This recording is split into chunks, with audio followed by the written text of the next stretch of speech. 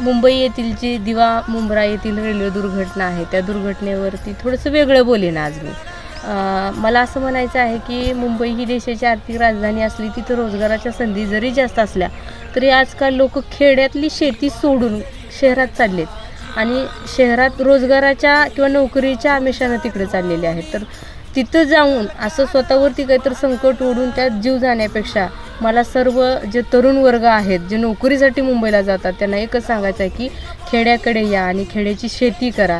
आपण आपल्या भारत देशाचा हा कृषीप्रधान देश आहे आणि महात्मा गांधींनी सुद्धा म्हटलं आहे की खेड्याकडे चला, कारण आपल्या देशाचा आर्थिक कणा हा शेतीवर अवलंबून आहे. बघा, तरुण पिढींनी लक्षात घेतलं तर अशा दुर्घटना किंवा आपल्यासोबत अशी कधीच अशा गोष्टी घडणारच नाही. हा रंग चढू दे, ही झिंग चढू दे.